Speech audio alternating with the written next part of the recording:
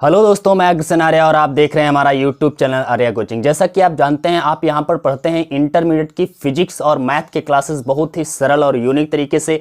तो आज मैं आप लोगों के लिए लेके आया हूं इंटरमीडिएट की फिजिक्स की क्लास। और आज की फिजिक्स की क्लास में हम लोग पढ़ने वाले हैं लेसन 3 के न्यूमेरिकल्स। ओके, लेसन 3 के न्यूमेरिकल्स पढ़ने वाले हैं। अगर हम बात करें न्यूमेरिकल्स की, तो ऑलरेडी हम लेसन 3 के न्यूमेरिकल्स के 3 वीडियो आप लोगों को प्रोवाइड करा चुके हैं और ये हमारा चौथा वीडियो है। हम कह सकते हैं ये पार्ट 4 है। ओके, और इस वीडियो में हम लोग डिस्कस करने वाले हैं वैद्युत धारिता, मतलब संधारित्र की धारिता से संबंधित जितने भी न्यूमेरिकल्स हैं, कुछ इसमें हम डिस्कस करने वाले हैं। और आज की वीडियो में लगभग हम लोग 9 से 10 क्वेश्चंस डिस्कस करेंगे। सबसे पहले कुछ छोटे छोटे क्वेश्चंस लेते हैं, उसके बाद में धीरे धीरे हम लोग लेवल को बढ़ाते जाएंगे। ठीक है, तो आज की क्लास बहुत ही इंपॉर्टेंट हो जाती है आप लोगों के लिए, क्योंकि ये है न्यूमेरिकल बेस और न्यूमेरिकल्स एग्जाम में बहुत आने लगे हैं अब तो आप लोगों के लिए न्यूमेरिकल्स बहुत ही इंपॉर्टेंट हैं। इसीलिए मैं आज न्यूमेरिकल्स की क्लास लेकर के आया हूं।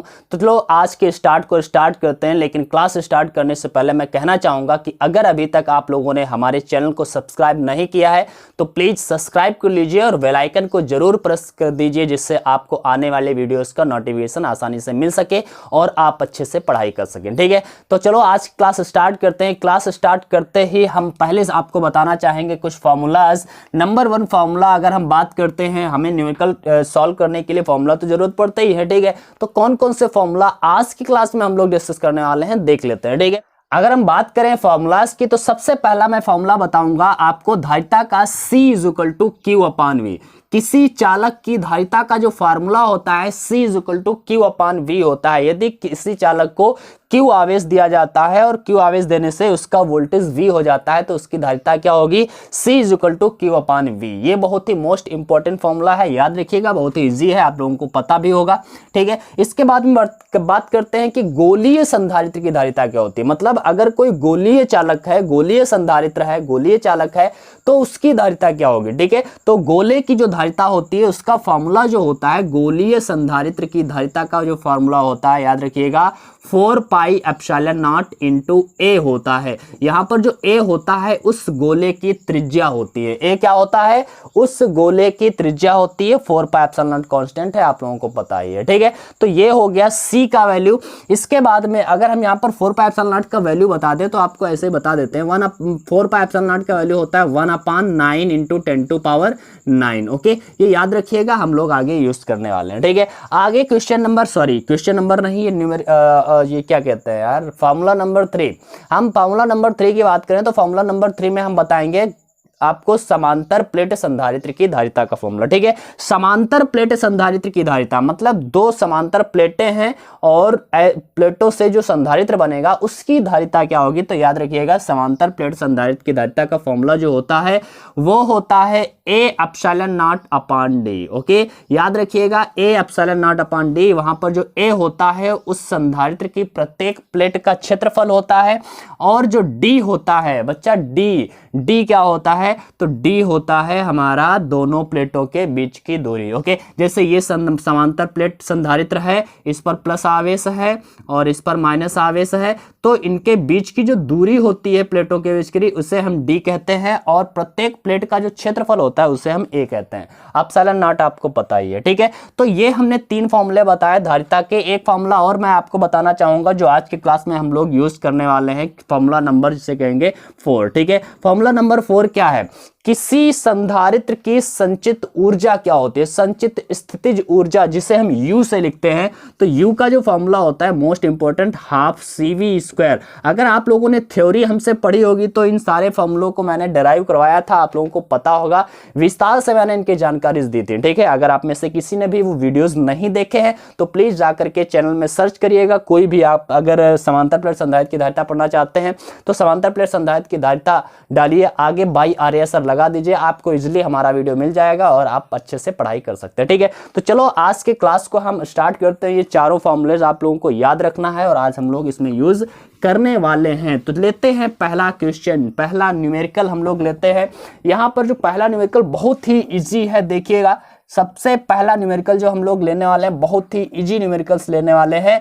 आप लोग ध्यान से देखिएगा। दिया गया है 25 माइक्रोफैराड धारिता के संधारित्र की प्लेटों के बीच 250 वोल्ट का विभवांतर लगने से उसकी प्लेटों पर कितना आवेश होगा। ध्यान से देखिएगा, बहुत ही इजी क्वेश्चन है, इतना इजी कि आप कह नहीं सकते। ठीक है, तो चलो हम देखते हैं 25 माइक्रोफैराड धारिता। धारिता को किससे लिखते हैं हम? C से लिखते हैं, अर्थात दिया गया है C is equal to 25 microfarad. Microfarad मतलब म्यू एफ होता है, आप लोगों को पता है। और हमें पता है कि धारिता म्यू एफ में नहीं रखनी चाहिए, हमें हमेशा चाहिए होता है धारिता को फैराड में। ठीक है, और फैराड में बदलने के लिए माइक्रो हटाना है। माइक्रो का मतलब क्या हो जाता है? तो माइक्रो का मतलब होता है 10⁻⁻6। ओके, फैराड में बदल जाएगा। जब भी माइक्रो फैराड है, फैराड में बदलना है, 10⁻⁻6 से मल्टीप्लाई कर दीजिए, फैराड में बदल जाएगा। आगे दिया गया है संधारित्र की प्लेटों के बीच 250 वोल्ट का विभवांतर है। कितना विभवांतर है? विभवांतर को हम लिखते हैं V से, तो V इज इक्वल टू दिया गया है 250 वोल्ट। ओके, 250 वोल्ट का विभवांतर है। उनके लगने से उनके प्लेटों पर कितना आवेश होगा, आपको क्या ज्ञात करना? आवेश। आवेश को लिखते हैं Q से, हमें Q ज्ञात करना है। ठीक है, फार्मूला बहुत ही इजी है आप लोगों को। अभी मैंने पहला वाला फार्मूला जो बताया था, अभी बताया था C is equal to Q upon V। यहां से ध्यान से देखिए, C पता है, V पता है, Q ज्ञात कर लेना है। कैसे? तो हम देख रहे हैं Q यहां से क्या बन जाएगा? Q इज इक्वल टू हो जाएगा CV, मतलब है Q is equal to C। C कितना है? तो दिया है 25 इंटू 10⁻⁻6 है, और V कितना है? 250 है, तो 250। अब हम मल्टीप्लाई करते हैं जरा, 25 और 25 की 625 हो जाएगा, एक जीरो और लगा दीजिए, 10⁻⁻6 हो जाएगा। दशमलव बच्चा जब नहीं होता है तो लास्ट में होता है। दशमलव को हमें जो साइंटिफिक रूल है उसमें दशमलव हमेशा एक अंक के बाद लगा होना चाहिए, मतलब 6 और 2 के बीच में दशमलव होना चाहिए। दशमलव 3 अंक इधर खिसक के आएगा तो इसमें 3 की वृद्धि हो जाएगी, अर्थात Q इज इक्वल टू 6.25 हो जाएगा। 250 लगाओ या ना लगाओ, ठीक है, तो 6.25 हो जाएगा इंटू 10 टू पावर कितनी बढ़ जाएगी घात? तो 3 बढ़ जाएगी, क्योंकि 3 अंक दशमलव इधर खिसक के आया है, तो इसमें घातें कितनी बढ़ने वाली है? 3। तो -6 में जब 3 बढ़ेगा तो कितना हो जाएगा? -9 नहीं होने वाला है भाई। -6 में 3 बढ़ने का मतलब जुड़ जाएगा, जुड़ने का मतलब भाई ये प्लस का है, ये माइनस का था, तो कितना हो जाएगा? -3 बन जाएगा। तो ये हो जाएगा, इतना आवेश आ जाएगा। इसे हम लिख देंगे कूलाम। कूलाम में होता है भाई आवेश का मात्रा, तो आप लोगों को पता ही है। ठीक है, तो बहुत ही इजी क्वेश्चन था, आप लोगों ने बहुत ही आसानी से समझ भी लिया होगा। इसी प्रकार का एक क्वेश्चन है मैं आपको देता हूं, और इसको आप लोगों को सॉल्व करके, ऐसे बिल्कुल ऐसा ही क्वेश्चन है, इसको आपको सॉल्व करना है और हमें आपको बताना पड़ेगा आंसर। ठीक है, कमेंट करके बताइएगा। क्वेश्चन नंबर जो है हमारे पास मैं यहां पर दे रहा हूं आपको। ठीक है, ध्यान से देखिएगा। दिया गया 100 पिकोफैराड धारिता का संधारित्र, मतलब धारिता दी गई है 100 पिकोफैराड। अच्छा, पिकोफैराड को, पिको को 10 टू पावर क्या करते हैं? 10 टू पावर -12 करते हैं। ठीक है, इन फैराड हो जाएगा। पिकोफैराड की धारिता का बताया गया है 100 पिकोफैराड का संधारित्र है, 100 वोल्ट तक आवेशित किया जाता है। कितने वोल्ट तक? वोल्ट है मतलब विभव है कितना? 100 वोल्ट। तो 100 वोल्ट तक इसको आवेशित किया गया है। तो बताना है संधारित्र पर संचित आवेश ज्ञात करना है कि संधारित्र पर कितना आवेश आएगा। Q हमें ज्ञात करना है। ओके, Q हमें ज्ञात करना। अच्छा, एक बात मैं बता दूं, ऊपर वाले जो क्वेश्चन में कहा गया था प्लेटों पर कितना आवेश होगा, तो संधारित्र में जब 2 प्लेटें होती हैं तो एक प्लेट का आवेश हमने निकाल लिया था। जब एक प्लेट का आवेश निकाल आया था तो एक पर धनावेश होता है, दूसरी पर उतना ही ऋणावेश होता है। ठीक है, तो एक प्लेट पर कहेंगे धनावेश हो जाएगा 6.25 × 10⁻³ कूलाम का धनावेश था, तो दूसरी पर उतना ही माइनस का ऋणावेश होगा। ठीक है, तो इतना याद रखिएगा, प्लेटों पर बराबर ही आवेश होता है। चलो, C पता है, V पता है, Q ज्ञात करना है। पुनः उसी प्रकार का बिल्कुल क्वेश्चन है, आप लोग सॉल्व करिएगा और इसका आंसर आप लोगों को कमेंट बॉक्स में बताना है। भाई मैं इंतजार करूंगा। ठीक है, तो सभी लोग जल्दी से अपना आंसर हमें बताइए।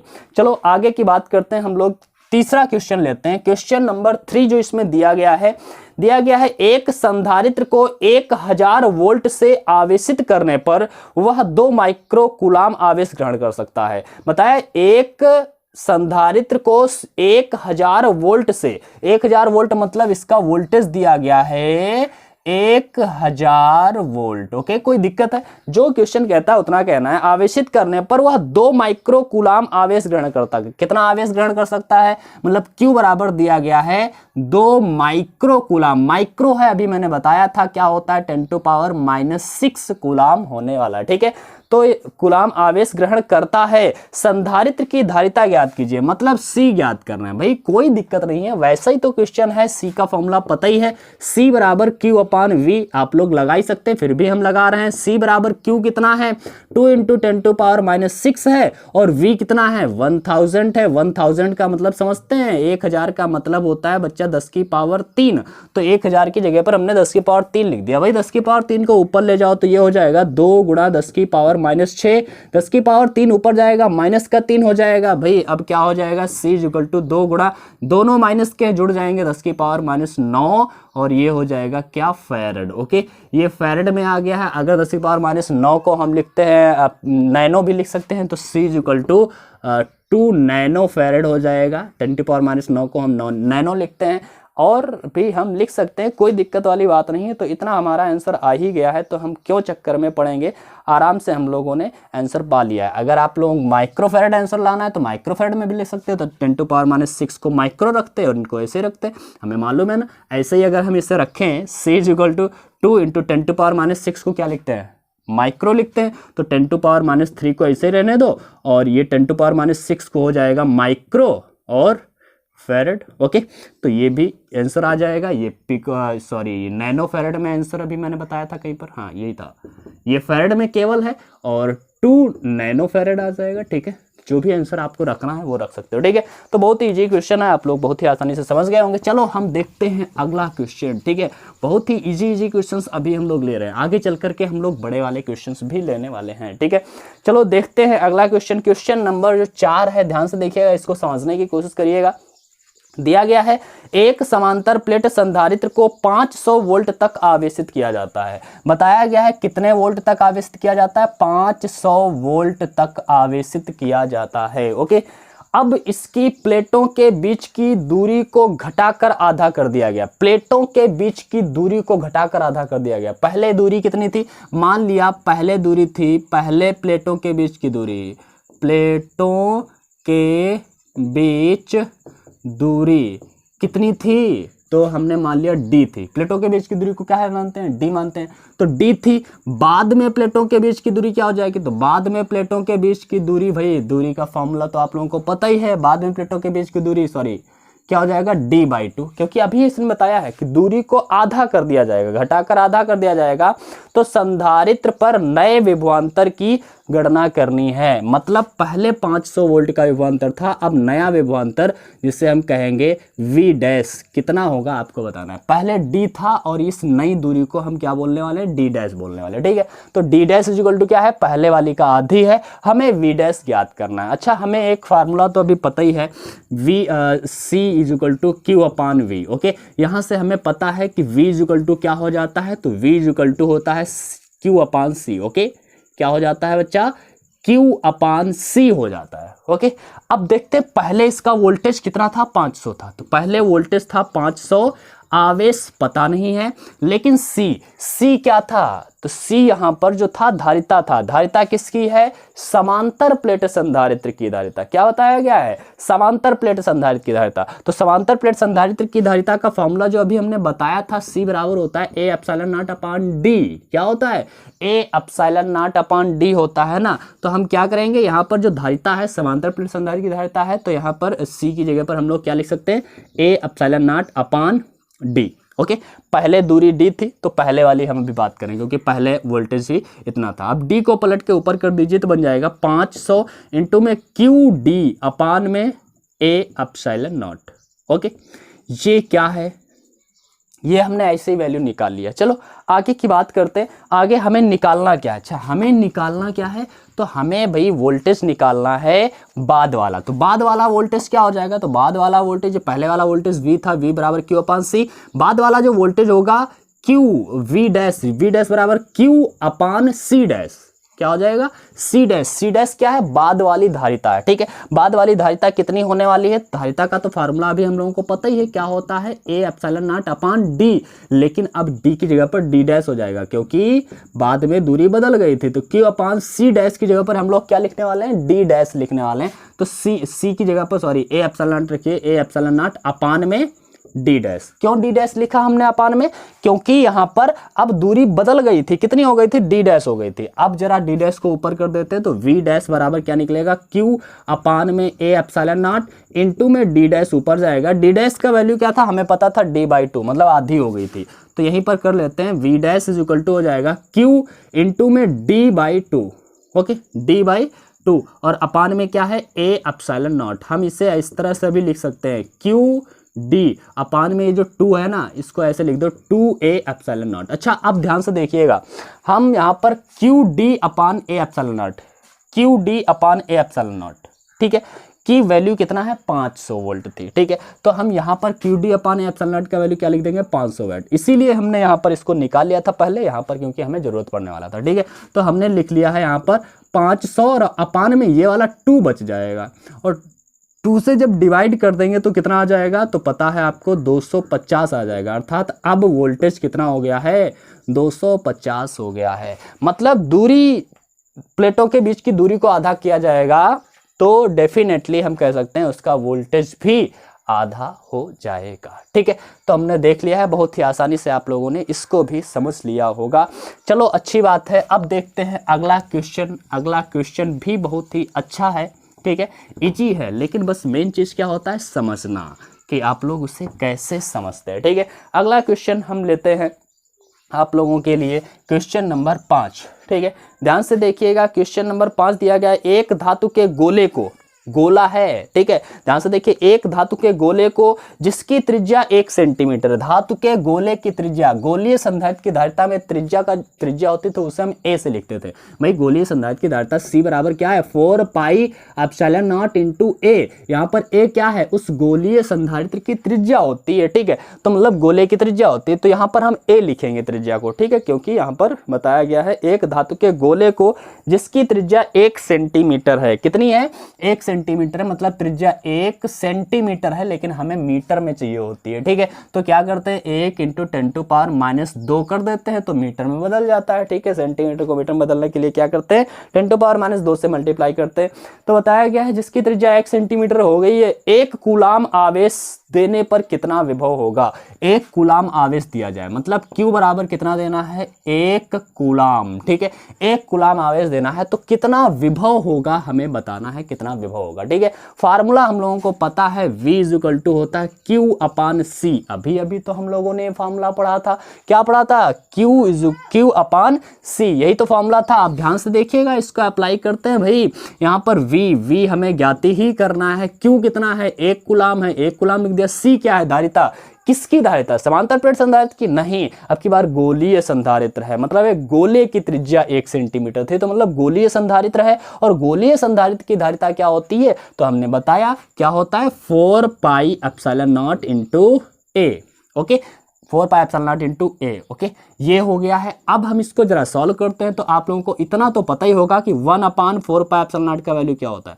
1/4 पाई एप्सिलॉन नॉट का वैल्यू आप लोगों को पता है 9 गुणा 10⁻9 होता है, कई बार मैंने बताया, ठीक है। तो याद रखिए 9 इंटू 10�9 ये हो गया, और अपान में है, अपान में ए का वैल्यू बताइए भाई। तो ए का वैल्यू क्या है, तो ए कितना है, ये है 1 इंटू 10⁻², ओके। सो इसको हम 1 से 9 से भाग करेंगे तो तो इतने रहना है, 9/1 तो 9 ही रहने वाला है। 10⁻² को ऊपर करिए, 10⁻9 है, 10⁻9 ऊपर जाएगा, प्लस का 2 हो जाएगा और जुड़ जाएगा भाई। तो 9 इंटू 10⁻11 वोल्ट होने वाला है, ये आंसर हो गया, ठीक है।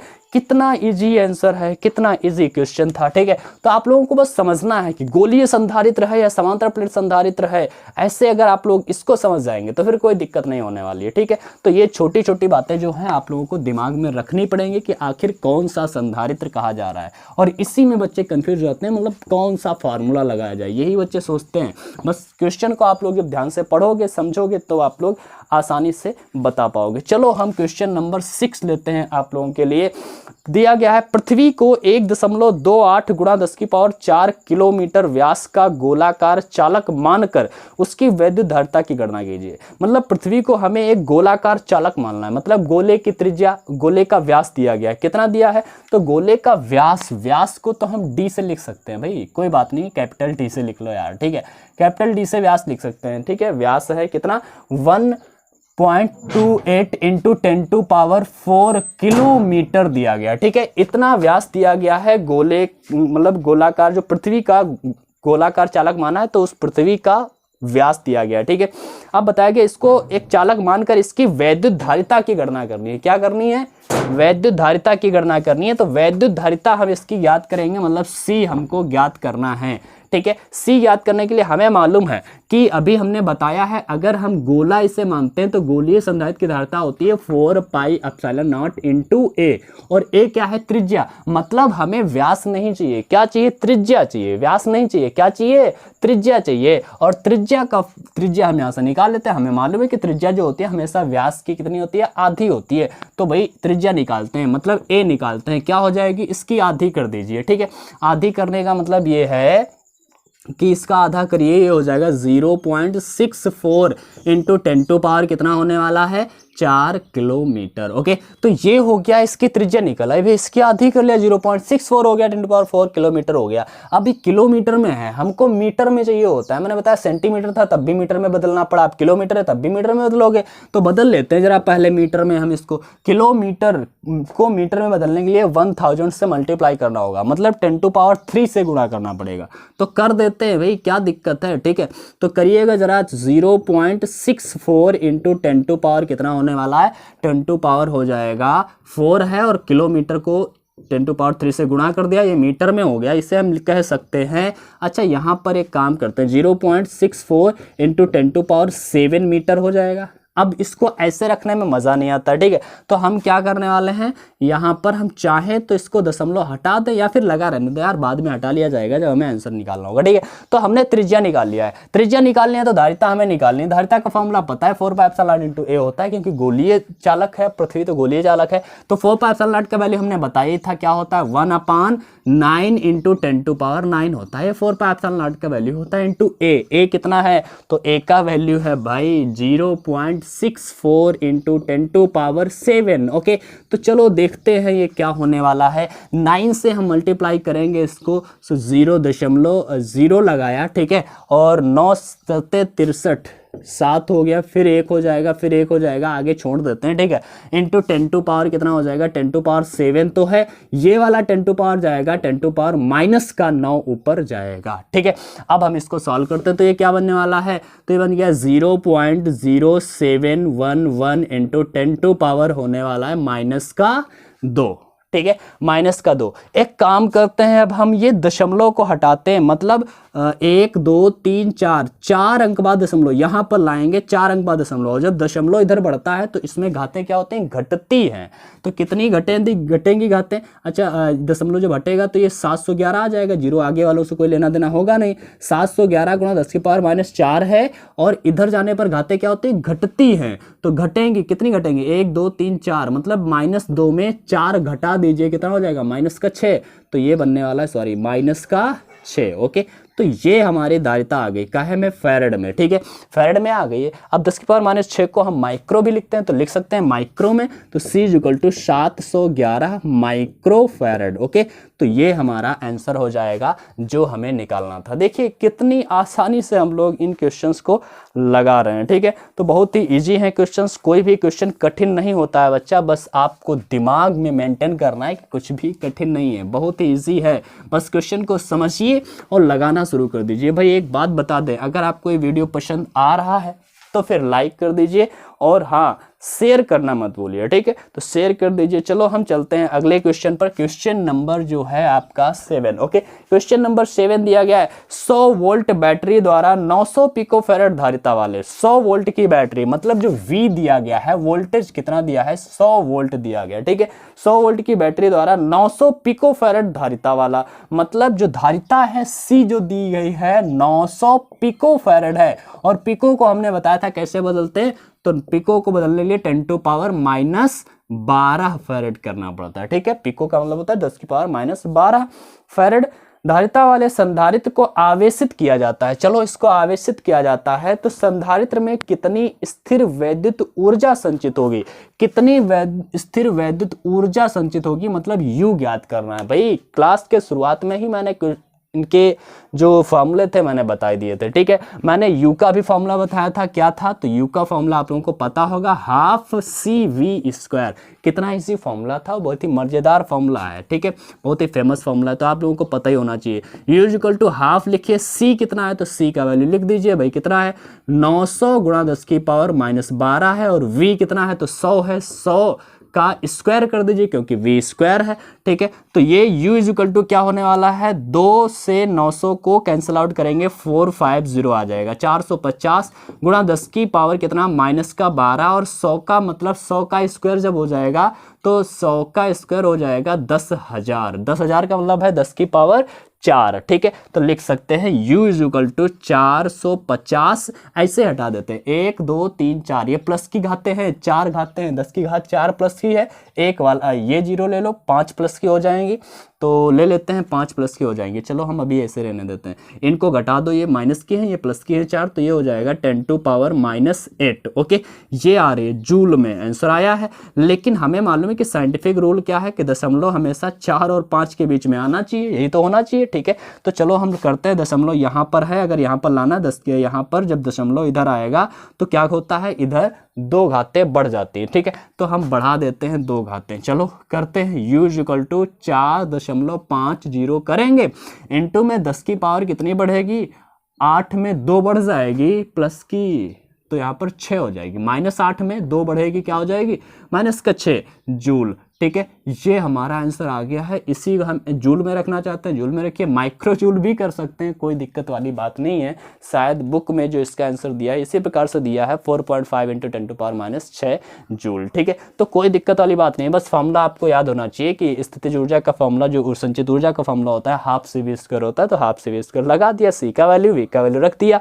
बस ये भी याद रखना है कि C हमेशा फैरेड में होना चाहिए, picofarad, microfarad, microfarad किसी में भी दिया हो तो आपको सबसे पहले बदल लेना है। ठीक है, वोल्टेज जो विभवांतर होता है वो वोल्ट में होना चाहिए, C फैरेड में होना चाहिए, और जो भी दूरी हो, त्रिज्या हो या फिर प्लेटों के बीच की दूरी हो, इनको हमेशा मीटर में रखना पड़ता है। ठीक है, ये, और आवेश को हमेशा कूलाम में रखना पड़ता है। ये छोटी छोटी बातें आपको पता होनी चाहिए। चलो हम अगला क्वेश्चन भी आपको लेके दिखाते हैं, question number 8। Okay, question number 8 जो दिया गया है 6 माइक्रोफैरेड के एक संधारित्र को, मतलब जो संधारित्र की धारिता है कितनी है, 6 माइक्रोफैरेड है। हमें किसमें चाहिए होता है, फैरेड में। माइक्रो मतलब 10⁻⁻6 फैरेड। ओके, 6 × 10⁻⁻6 फैरेड के एक संधारित्र को 100 वोल्ट तक आवेशित किया जाता है। 100 वोल्ट तक आवेशित किया जाता है, मतलब V बराबर दिया गया है 100 वोल्ट। ओके, 100 वोल्ट तक आवेशित किया जाता है। इसके बाद में बताया गया संधारित्र में संचित ऊर्जा का मान ज्ञात कीजिए। संचित ऊर्जा का मान ज्ञात करना है, मतलब U बराबर क्या लगाना है, हाफ CV² लगाना है। C दिया है, V दिया है। अब इसको लगा करके आप इसका आंसर बता सकते हैं। ठीक है, ये आपको हमें आंसर बताना होगा कि आप इसका आंसर क्या लाते हैं। मैं कमेंट का इंतजार करूंगा। ठीक है, सभी लोग इसको सॉल्व करके कमेंट में बताएंगे इसका आंसर। ठीक है, तो चलो हम चलते हैं अगले क्वेश्चन पर। ठीक है, एक बहुत ही अच्छा क्वेश्चन दिया गया है इसी प्रकार का, ध्यान से देखिएगा। Question number 9। ठीक है, दिया गया है एक समांतर प्लेट संधारित्र की प्लेटों का व्यास 6 सेंटीमीटर है। समांतर प्लेट संधारित्र की प्लेटों का व्यास, मतलब प्लेटों का व्यास दिया गया है। प्लेट कैसी है, वृत्ताकार प्लेटें हैं। ठीक है, तो दिया गया है प्लेटों का व्यास। ओके, प्लेटों का व्यास कितना दिया गया है, तो प्लेटों का व्यास दिया गया है 6 सेंटीमीटर है। 6 सेंटीमीटर प्लेटों का व्यास दिया है, तो प्लेटों की त्रिज्या कितनी होगी, क्योंकि हमेशा तो हमें जरूरत पड़ती है त्रिज्या।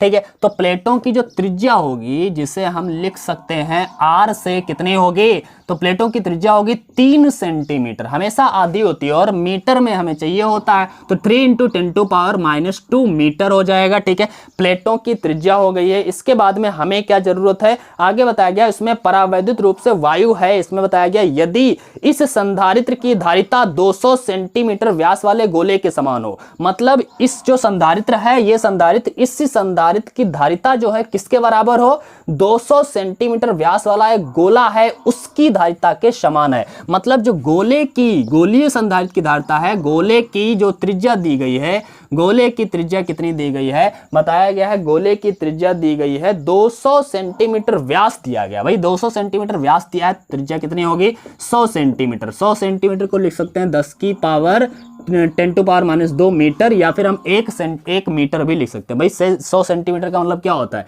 1 मीटर, तो हम डायरेक्टली 1 मीटर लिख देते हैं, कोई दिक्कत वाली बात आपको नहीं होनी चाहिए। अब बताया गया इसकी धारिता के समान है, मतलब उस समांतर प्लेट संधारित्र की धारिता इस गोलीय संधारित्र की धारिता के बराबर है। तो हमें ज्ञात करना है, तो इसकी प्लेटों के बीच की दूरी ज्ञात करना, मतलब गोलीय जो समांतर प्लेट संधारित्र था उसके प्लेटों के बीच की दूरी जिसे हम डी से लिखते हैं वो हमें ज्ञात करना है। ठीक है, हमें पता है ये समांतर प्लेट संधारित्र की जो धारिता है इस गोलीय संधारित्र के बराबर है। यही आपको कंफ्यूजन नहीं होना चाहिए। ठीक है, यहीं पर समझना है क्या कह रहा है वो, गोलीय संधारित्र की धारिता के बराबर है उस समांतर प्लेट संधारित्र की धारिता।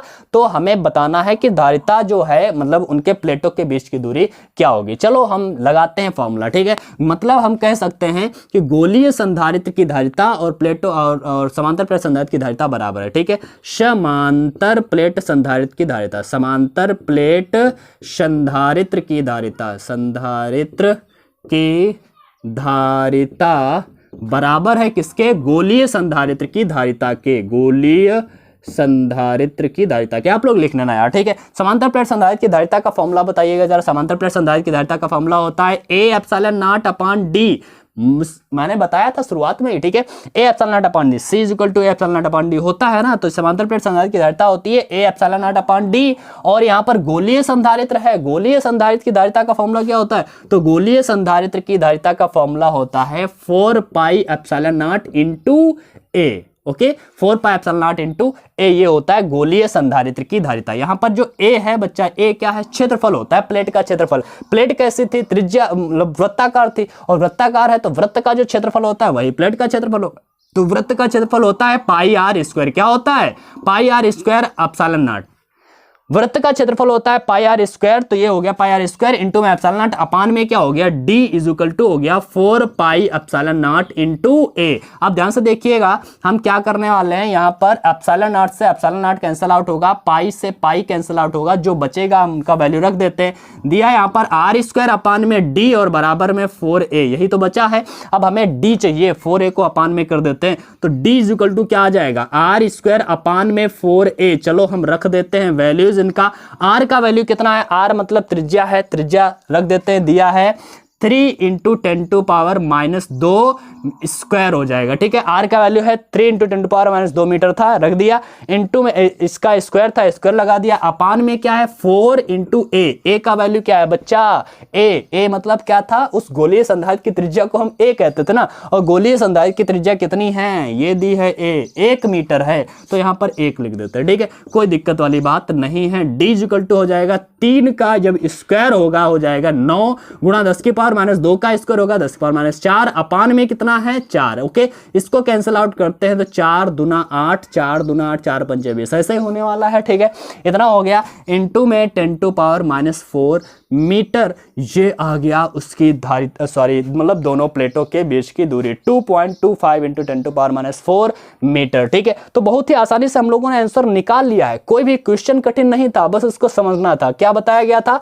कि जो समांतर प्लेट संधारित्र की धारिता है वह गोलीय संधारित्र की धारिता के बराबर है, तो दोनों की धारिताओं को हमने बराबर लिखा। यहाँ पर हमें समांतर प्लेट संधारित्र में जो प्लेटों का क्षेत्रफल होता है उसे हमने πr² लिखा, क्योंकि प्लेटें वृत्ताकार दी थी, क्योंकि त्रिज्या दी थी, इसका मतलब वृत्ताकार होंगी, तो वृत्त का क्षेत्रफल πr²ε0/d, और ये तो होता ही फॉर्मूला, कैंसिल आउट कर दिया, वैल्यू रख दिया और हमने डिराइव कर लिया। ठीक है, तो बहुत ही आसानी से आप लोगों ने देखा कि हम लोगों ने इन क्वेश्चंस को सॉल्व कर लिया है बहुत ही मजेदार तरीके से। चलो हम आज की क्लास में बस इतना ही रखने वाले हैं, लेकिन नेक्स्ट वीडियो में हम लोग लेके आएंगे इससे कुछ बड़े बड़े क्वेश्चंस जो बेस होंगे इसी संधारित्र की धारिता और कैपेसिटर पर। तो हम लोग आगे की क्लास में देखने वाले हैं बहुत ही बड़े बड़े क्वेश्चन जो कि बहुत ही इंपॉर्टेंट रहेंगे। चलो आज की क्लास में बस इतना ही रखेंगे, लेकिन मैं कहना चाहूंगा कि अगर अभी तक आपने हमारे चैनल को सब्सक्राइब नहीं किया है तो सब्सक्राइब कर लीजिए और बेल आइकन को जरूर प्रेस कर दीजिए, जिससे आपको आने वाले वीडियोज का नोटिफिकेशन मिलता रहे और आप लोगों को आसानी से फिजिक्स फील कर सकें, समझ सकें। और यहाँ पर आप मैथ भी पढ़ते हैं, तो मैथ और फिजिक्स के अगर स्टूडेंट हैं आप लोग, तो डेफिनेटली इस चैनल को सब्सक्राइब करना ही बनता है आप लोगों के लिए, ठीक है। तो आज से क्लास बस खत्म करते हैं यहीं पर। चलो फिर मिलेंगे नए वीडियो में नए न्यूमेरिकल्स के साथ, तब तक के लिए बाय बाय।